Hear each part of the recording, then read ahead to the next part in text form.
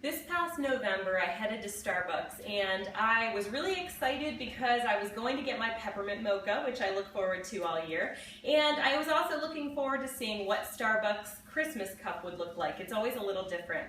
Well, my peppermint mocha was perfect. It exceeded my expectations, as always, but the cup was just a red cup. It didn't have any snowflakes or reindeer on it, and this really didn't bother me too much until I got home, looked at social media, and realized I've just been persecuted as a Christian because apparently Starbucks was personally attacking Christians by waging war on Christmas, or so a lot of Christians said. People actually related this to persecution.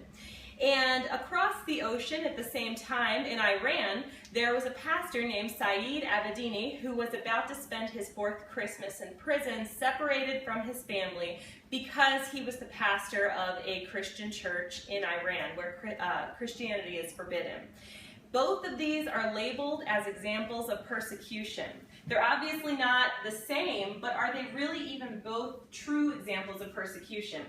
Jesus told us we would be persecuted, and so for us to really understand that, it's important for us to understand what persecution is, the different types and progression of persecution in the church, the history of persecution in the Christian church, and then finally how we as Christians should respond in different types of persecution.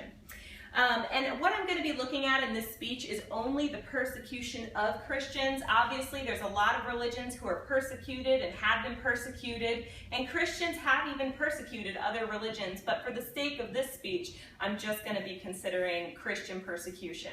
So what exactly is persecution? Well, most of us have a feel for what persecution is. The Merriam-Webster dictionary defines it as a program or campaign to exterminate or subjugate a people based on their membership in a gender, a race, or a religion. If you look at the Hebrew and Greek words, the Hebrew word is radak and the Greek word is diokos, and that means to press on, as in a pressure, to oppress or afflict. And so this really works hand in hand, and a lot of times we have an understanding of what it is, although people might disagree in some situations. Now, there are different types of persecution, and that's what we see a lot of difference in. There's informal persecution, which is not government sanctioned. This can be really violent, or it could just be negative attitudes and verbal oppression, but it is not a government-sanctioned persecution, and that's the real difference between informal and formal persecution, according to one author. And there are lots of places in the world where formal persecution happens, and I will go over that. But one thing that the author said that's really important to note is that when informal persecution, such as negative attitudes or verbal attacks exist, and then it's formalized by the government, usually those tensions boil over really quickly once that law passes, and that's where we see really sudden violence, death, torture, because those tensions have been boiling under the surface. And we'll see lots of examples of that throughout the history of Christian persecution. So we see persecution in the Bible. It is discussed in the Bible. But when we think of early church persecution, we usually first think about Nero. Nero is infamous for persecuting Christians. He actually was around in 64 AD, and he sat in the top of a tower while he played his harp and burned Rome to the ground.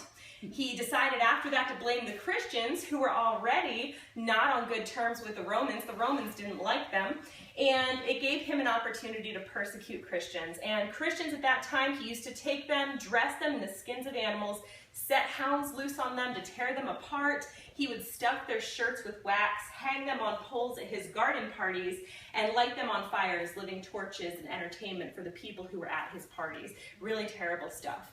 There were a few years of relative peace after this, although, as I said, the Romans weren't still very big fans of Christians.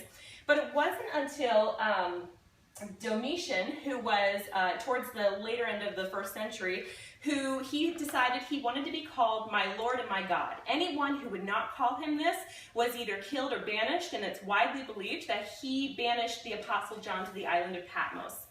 And then we look a little bit at the 3rd century, the 200s, and there wasn't a lot of persecution there except for the sporadic, informal type of persecution. But then it was towards the end of the 200s and the beginning of the 300s that Diocletian, who is, again, infamous for his persecution of Christians, became the first to issue edicts against the Christians. This is where we see a lot of things about Fox's Book of Martyrs. We'll hear stories of Christians being torn apart by lions, really terrible things happening to them, really creative tortures, and they were burned alive a lot of the time. In the Middle Ages, persecution continued. There was a war between Christians and Jews. Again, this wasn't necessarily because Christians were being persecuted for their beliefs so much, but this was a persecution of them by when they were fighting with the Jews. And at one point, a Jewish warlord actually threw about 20,000 Christians into a pit of flaming oil, according to Islamic tradition. In the 7th century, we saw the rise of Islam and just the tensions starting there with Christians. And it wasn't violent at first. It started more with a restriction of rights, stripping of citizenship, burning churches, and not allowing them to put up crosses. And then after that, we see a lot of tension between Catholics and Protestants, and we certainly saw that in the case of Martin Luther, who rebelled against the Catholic Church and was excommunicated and threatened with death. And obviously there are many, many more examples. In the last several centuries, persecution was made legal in China as Christianity was made illegal. That was in the 1600s, and they are still in a tenuous relationship now. Although Christianity is technically legal, it is strictly regulated by the church, and China is a place of huge persecution for Christians. We see a lot of that. Even in our own history, we look at the Puritans, and they came over from England where they were at odds with the Church of England, and they weren't allowed to practice their religion freely. This was an oppression of rights, and this is a type of persecution. So that is when they came over to America, so they could have that freedom of religion. And then there were some priests that were actually killed during the French Revolution back in the 1700s, and then even in the 1940s, when we look at the Second World War, we usually think of Jews being persecuted by Hitler and the Nazis, which is certainly the case, but there were a lot of Christians who were killed as well, and it was because of their Christian beliefs. And specifically Polish Christians, there were about 3 million or more Polish Christians alone who were killed because of their faith by the Nazis and by Hitler, and they're important to acknowledge. So let's look at what's happening today. It is so disturbing to think about what's actually happening today. In Nigeria, there is enormous persecution by Boko Haram.